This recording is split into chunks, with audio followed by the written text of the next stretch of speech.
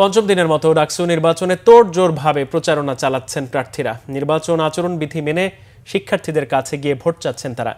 নির্বাচনকে সামনে রেখে ইশতেহার ঘোষণা করেছে বৈষম্য বিরোধী শিক্ষার্থী সংসদ। আর শেষ পর্যন্ত লেভেল প্লেইং ফিল্ড বজায় রেখে নির্বাচন অনুষ্ঠিত হবে বলে আশা স্বতন্ত্র প্রার্থীদের। বিস্তারিত জানাচ্ছেন মামুন আব্দুল্লাহ।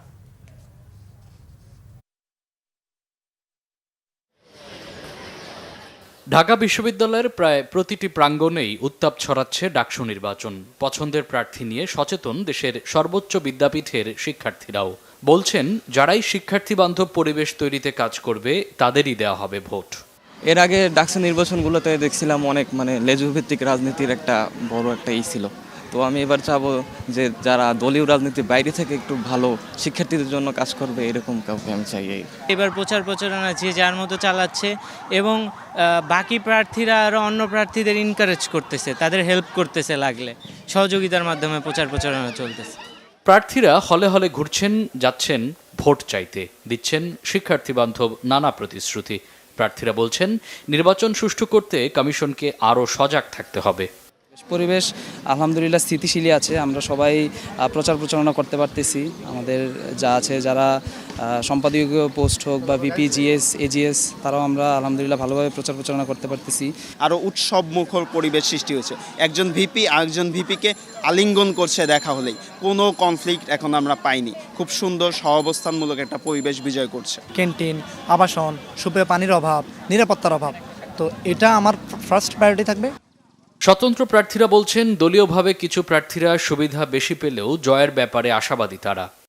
যে আমি আমার হলে প্রকাশ্য এবং অপ্রকাশ্য রাজনীতির স্ট্রাকচারটা কী হবে সেটা সিনেট সিন্ডিকেট ঢাকা ইউনিভার্সিটি যেটা ডিসাইড করবে। প্রয়োজন আমি আমার হলে পোলের মাধ্যমে, ভোটের মাধ্যমে নিয়ে তারা রাজনীতি চায় কি চায় না বা কনফর্মেটি চায়, সকলের সাথে, সকল পক্ষের সাথে সৌহার্দ্যপূর্ণ আলোচনার মাধ্যমে একটা সমাধানে পৌঁছা। যৌন নিপীড়ন বিরোধী যেই সেলটা আছে সেইটা কার্যকর না, সেটা কার্যকর করে কিভাবে আরও বেশি অ্যাক্টিভ করা যায় সেটাতে কাজ করব।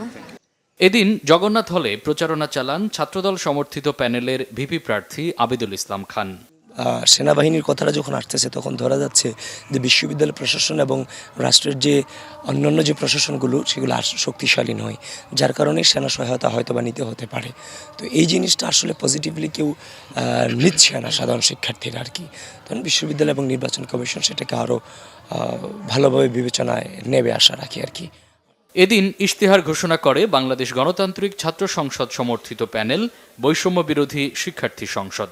ঢাকা বিশ্ববিদ্যালয়কে কেউ বানিয়েছে ক্যান্টনমেন্ট, কেউ বানিয়েছে কনসেন্ট্রেশন ক্যাম্প। জুলুম নির্যাতনের ঘাঁটি বানানো হয়েছে এই ঢাকা বিশ্ববিদ্যালয়কে, বাংলাদেশের আপামর জনগণের এই ঢাকা বিশ্ববিদ্যালয়কে। শিক্ষার্থীদের গণতান্ত্রিক অধিকার নিশ্চিত করতে চাই আমরা এই ডাকসুর মধ্য দিয়ে।